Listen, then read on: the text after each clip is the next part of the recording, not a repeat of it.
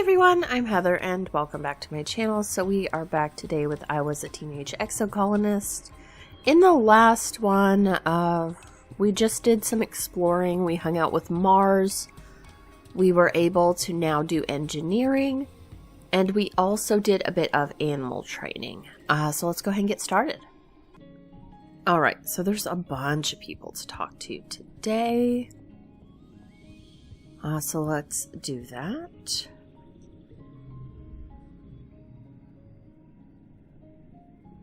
Cal is standing on top of a bluff, carefully pouring a bucket of water down the dirt on one side. He's covered in mud.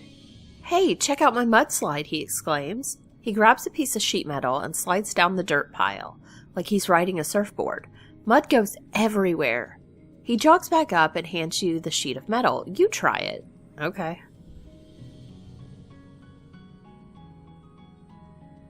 You make it down without bailing, but get mud splattered all over your legs. It is pretty fun though, like a hoverboard, but crunchier. Wanna be best friends forever? Oh, that was the Valentine's thing. He replies, scuffing his toe in the dirt. "I guess so? I lost my old best friend, so yeah, okay, wanna try the mudslide thing again?" You spend another hour on the mudslide until you're both thoroughly covered from head to toe. You couldn't be happier. Okay. Well, I guess that was it. Mars is in a huff. Ah, because you didn't pick her for Valentine's Day? Seems like nobody picked her. She crosses her arms and scowls at you. Psh. You just felt sorry for Cal, didn't you? Look, we all miss Tammy, okay? "Whatever," Mars mutters, tossing her hair. "I'm just too mature for kids my age. The older kids get me, even if you don't." Oh, I forgot all about that.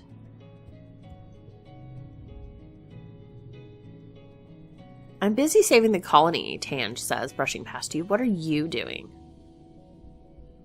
Okay, so I guess I don't have that option anymore. Dis wipes his eyes and hides his face as you approach. "Go away," he sniffles. I just want to be left alone. Why won't people just leave me alone? I don't want to be part of the stupid colony. I could dare him to eat a worm. Becoming a carnivore. I don't need him to do that. It's fine. Anemone holds her palms up to you excitedly. "Heather, look!" Her palms are covered with a collection of scrapes and blue flaky scales. "I'm getting tougher every day." I guess I should give her something so I could kind of find out when her birthday is. Let's give her a log. Anemone looks at the offering. Thanks. So I guess she did not like that.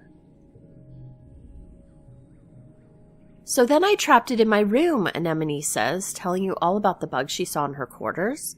Its wings were as big as my head, and it had feelers like, whoa! It was bouncing all over the place, like boing, boing, boing. She gestures excitedly, swinging her arms over her head. "The bugs here are huge, and they're everywhere." "I was going to give it to Tange," she says. "She loves gross bug stuff. But she said I should just let it go, because if it stung me, I might get weird mutant powers. I mean, other than the ones I already have. And I wanted to see if I got more weird mutant powers, so I started jumping around, off higher and higher things, until I was jumping off the back of the ship. And I got in so much trouble, but it wasn't even that high." She stops in her tracks. "Hold on," she says, stooping to rub irritably at her knees for probably the 100th time in the past 5 minutes. "Ah, I'm going to die. I busted up my knee and it's so itchy when my scales grow in."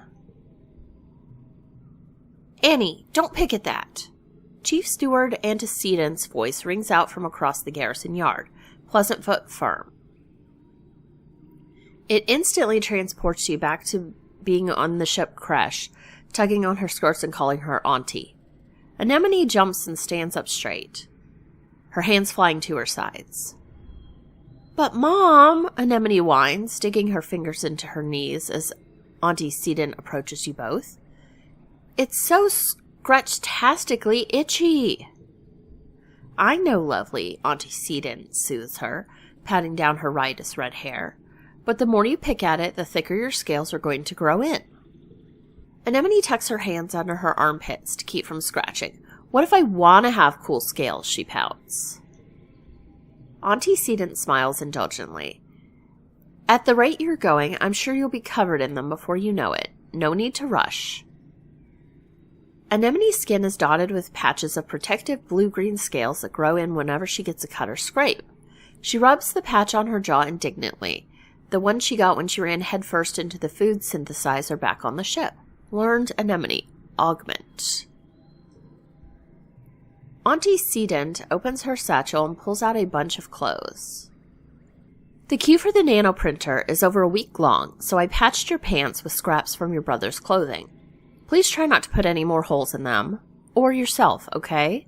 She hands the clothes to Anemone and kisses her on the forehead. Anemone sticks out her tongue and gags. Yuck.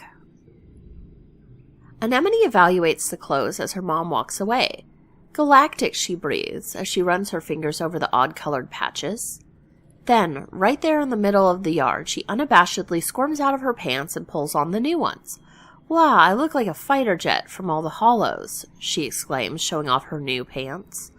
Like when they'd stencil your kill count on your plane. Or like a really cool scar. Anemone grins. Yeah, you get it. My pants are scarred, just like me.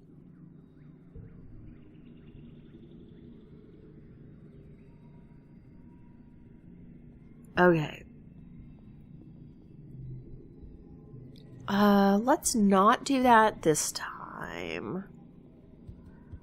I could do this. I would get biology and reasoning. I could rest. I don't need to rest. I've got a lot of that. I could do toughness. That won't give me any animals, though. This would give me animal stuff. Defense training. It'd be combat and animals. I would like the animals. You run into Cal and Anemone on the hill behind the garrison at a small construction site. They seem to be throwing logs. There are a bunch of them lying at the bottom of the hill. It's a caber toss, Anemone shouts to you, then grunts with the effort of lifting a 6-meter-long mush tree pole. She throws it like a javelin down the hill and sprints after it.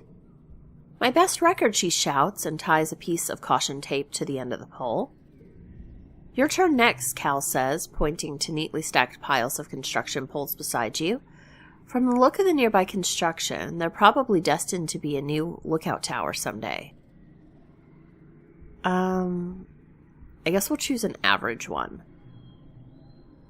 Heather has made a fine pole selection, Cal narrates in a haughty voice, and has lifted it onto her shoulder. Next, she will approach the sprinting line and begin her run, tossing the caber before she reaches the throwing line. Okay, lift throw. Okay, tap challenge. Ooh, that's a lot. We haven't had one this. Okay, so 0, 1, 2. I mean, that's not great. Let's see. Could I take these out? Let's move this out. No, I want to move it out. I don't want to put it on another one. Okay, so what? I guess... No, hold on. Okay, 1. Okay. And then I want to do 2. 3. Okay, I think that's better. What are these? Redraw, hand draw a card. +2 to a card. How do I use these? Yes, okay. Okay, I see.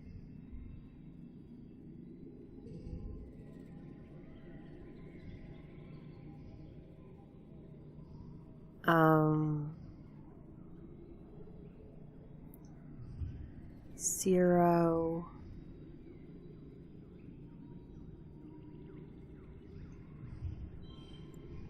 I don't...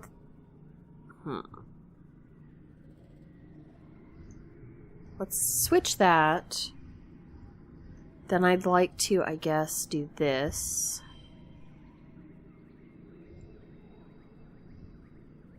And we'll do another one of those.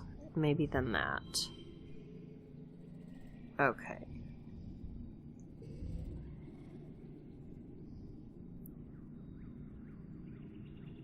I'm getting a lot of zeros.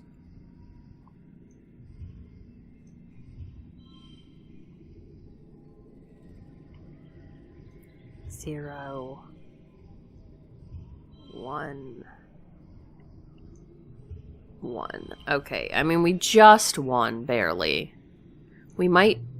I haven't been getting rid of anything, but we might have to start getting rid of some of those 0-point cards. The pole sails down the hill past the other poles, coming to rest sticking out of the ground. Wow, you beat my best distance, Anemone said when she jogged back up. Players can't beat each other in mushwood toss, Cal corrects her. They can only beat their own high scores. But you get 2. No, 3 bonus points if it sticks out of the ground like that. You play for the rest of the afternoon, adding rules and variations as you go. You don't stop until the entire stack of poles are in a jumble at the bottom of the hill and decorated festively with caution tape. It's a wonder you got away with this. Okay.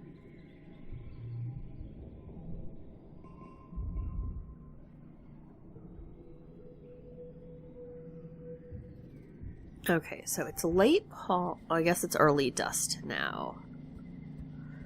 Is there... Let's look at friends.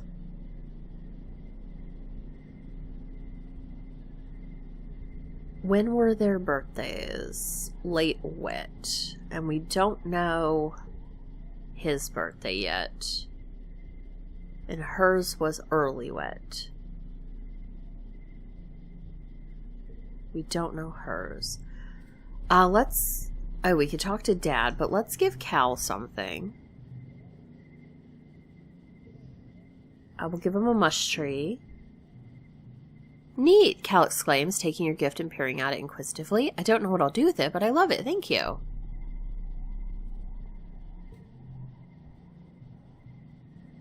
Dust is such a dry, hot season. Both suns are high in the sky, baking the usually lush Vertumnan jungle. If there's a breeze, it's warm and, you guessed it, dusty. Your parents are up every day before dawn, which comes far too early for your liking. They're usually gone by the time you wake up and home after you're asleep, so you have to visit them at work if you want to see them. Good morning, Gooseberry, your dad greets you cheerily. Have you come to see the harvest? Your mom and I are gathering crops from actual Vertumnan dirt this week. Sure, that sounds neat. He shows you around the rows of corn and beans from Earth. They all look a little yellow and scraggly, not what you'd expected, but your father enthusiastically points out the vegetables ready to harvest. Don't forget, he tells you, the Vertumnalia Festival is coming up. There will be a talent show and science fair. I'm sure you're eager to participate, Heather. Okay. Nothing with Mars. This thing.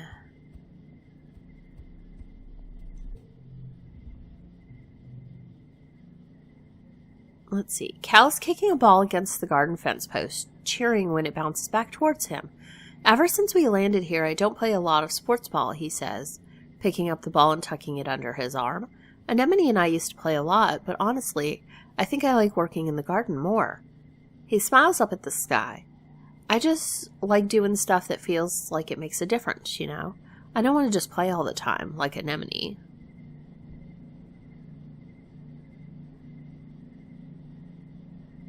Okay, want to hear a fun fact? You recently overheard the children learning how to count by studying hawkeyes. Hawkeyes have 1 foot, and 2 tail forks, and 3 stomachs, and 4 eyes. And if you see 5 of them together, that's lucky, Cal laughs, finishing the mnemonic with you. Wait, how did they find out that hawkeyes have 3 stomachs? I don't want to know. Okay, let's talk to Diz. We could get him... Oh, that would just give us a card, I think, called Becoming a Carnivore. Dis is perched up on a big rock, silently watching the forest. He barely moves as you approach. The longer you look, the more you see, he says cryptically. Oh yeah, discounters? Well, I double dare you to eat a worm. You can't just turn down a double dare. You're no meek little hop-eye. Slimy, unsatisfying, very, very gross. Dis eats his like a noodle, slurping it up and wrinkling his nose as it wriggles in his mouth. Yuck, he says, swallowing it whole, then showing you his empty mouth. You should have known better than to dare a person who fears nothing. Okay, there's Mom. Tell her what you learned today. What about Dad? Helping him with animals. Let's check out Mars.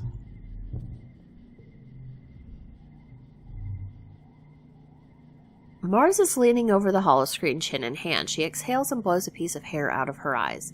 I hate schoolwork, she says, but my dad's told me that a good education is necessary for all people of culture, so I guess I gotta do it. She scrolls listlessly through her work with one finger. I'm doing the science parts last, though. Okay. Let's check with Tange. Okay, so I guess my reasoning is not 20 or greater. Or I already did that, I think. Maybe I already did that. Oh, good, Tange says, barely looking up from her microscope. Another thick-skulled cretin coming to interrupt my work. What do you want? Well, let's check out this one. Alright. So. What should I do? Do the biology thing. I think the animals are just going to take a really long time. I could do toughness.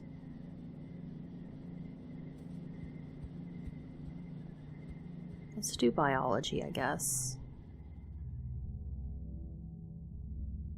Or engineering. Maybe engineering.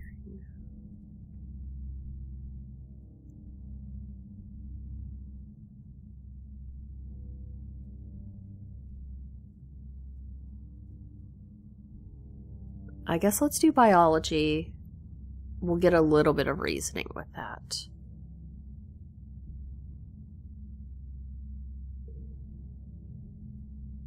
You're bringing supplies to the med bay when you see something unusual. Tangent curled up on a bench, her head pillowed on a rolled-up lab coat. She's fast asleep. You stop and stare. You never see Tange sleeping. She's always so busy. You're surprised she even has time to nap. You turn to leave her in peace when you bump into Anemone. Whoa, Anemone says. She hardly ever sleeps. Like just a couple hours a night. Is she sick or something? You look back at Tangent, snoozing peacefully. Learned Tangent augment. I'm so jealous of her genetic enhancement, Anemone says, rubbing at one of the scales sprouting on her jawline. She hardly needs to sleep at all. She probably stayed up all night studying for this morning's history test. Shh, let her sleep. Tange's hollow palm beeps a soft alarm. She sits up, stretches, looking totally refreshed and alert. She sees you watching her and looks annoyed. Just a power nap, she says. No reason to gawk. Okay. Alright, so we've got better cards here.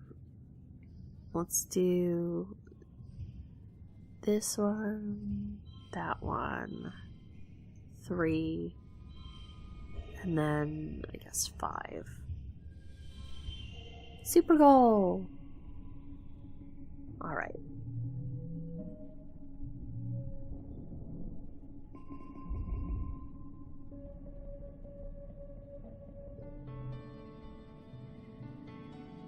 It's time once more for Vertumnalia. The mood of the colony has been muted this year, ever since the attack during Glow. Though everything is still cheerfully decorated and the feast table is still heavy with food, mostly soy rations, this Vertumnalia just feels different in a way you can't describe. The colonists gather in the square for Governor Eudicott's speech. What a year Vertumna has given us, the governor begins in her weedy voice. I stand before you, so proud of everything the colony has accomplished in such a short time. I have always hoped that we would bring with us the best facets of humanity, cooperation, resilience, and creativity, and the events of this year have given me no reason to doubt my convictions. These creatures were unexpected, but I urge everyone to consider what it means for life here. If Vertumna can sustain megafauna, then that means conditions are good for us as well. Our friends in geoponics are already working on the logistics of domesticating the wildlife. Your dad, as second cultivator, stands and gives a sheepish wave to the crowd. There's a smattering of applause. Mars elbows you. Hey, she whispers, did you hear? My dad say Uticot's going to announce the depot's open to the public. You shoot her a questioning look, and she rolls her eyes. You know, shopping? Somewhere to spend all the kudos we've been saving up. There's going to be candy and toys and makeup and nice-smelling soap, not the boring kind in the communal showers. You know the concept of shopping. They do it in the holovids from Earth, especially the ones Mars likes. But you've never actually done it. The colony provides everything you need, but it would be nice to buy yourself a treat. My dad's given me an allowance, Mars says, shooting you a look of pity. It's too bad your parents make you work for yours. You and Mars tune back into the speeches just as Uticot, as predicted, announces the opening of the general store at the depot. Mars gives you a knowing look as she claps. Uticot gestures for the council members to stand. Finally, the council remains unchanged from last year. We are, as always, proud to serve you and the colony as your government. The music starts up as Governor Uticot finishes. Thank you for all your hard work and your perseverance this year, she says over the ruckus. Together we build the future. The crowd disperses and sets up for the annual Vertumnalia Games, just like last year. There's a talent show, a science fair, and bot wrestling. Now with an obstacle course. I could eat, but this would give us something, I guess. We did this last year. Well, I guess let's do the science fair. Your competitor for the science fair is, predictably, Tangent. Her project is on the tensile strength of various building materials, concluding that mushwood is the best choice when you consider not just strength, but also sustainability and ease of use. The judges want to know what you've been working on. Okay.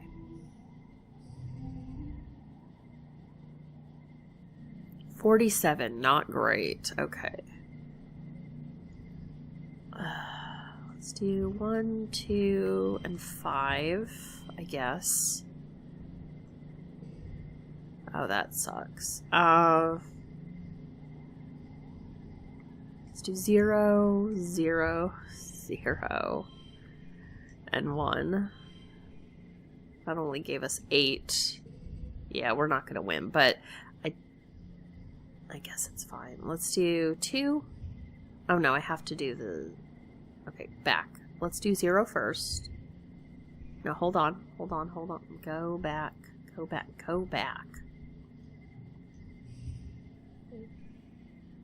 Then this one goes here. Then we'll do red. We'll do this one. That did not help us. Let's just give up. It's fine. I probably should get rid of those 0 points cards. I don't know if you can change your deck around. In secret, you've been working on a social experiment on delayed gratification. You've been sneakily studying the adults, taking notes on their snacking habits and their mood. You didn't really come to any conclusions about it, but you present some gossip you learned. You saw Auntie Sedent pick out the biggest, juiciest hydroponic strawberry from a delivery, and she ate it herself without sharing.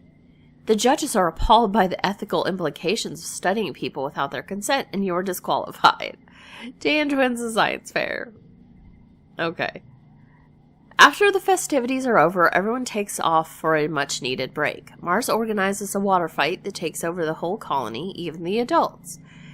It brightens everyone's spirits, even in the thick heat of dust. You end up on top of the western wall with Dis, launching water-filled poof shrooms down on an unsuspecting anemone in the sports ball court below.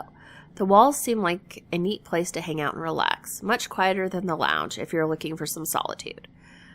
Unlocked, relax on the walls in the garrison. Okay, so it is mid-dust. Let's see. Is there anything to pick up? I don't see anything. I don't really see anyone to talk to either, so we will probably go out this way.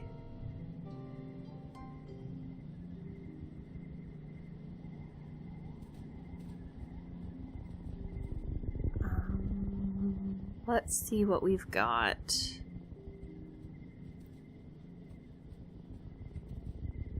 Okay, so we could do this.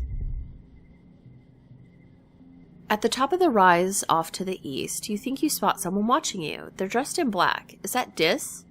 But they look way too tall to be Dis. Maybe another surveyor? You blink and the figure is gone. Now let's hike over and look for clues. You bushwhack down into the valley and up the other path to where you thought you saw them standing. No signs of a camp or anything obvious like a dropped pack. No note saying, "I'm watching you," signed Mysterious Figure. Spooky. But we get a card called Mysterious Figure.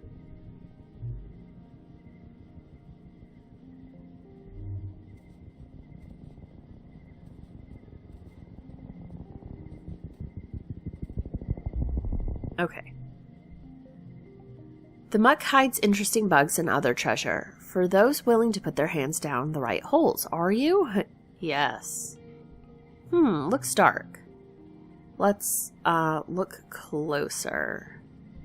You stuck your hand down enough holes to know this. This one seems occupied. On second thought, nope. Let's not get our hand bitten off, thank you.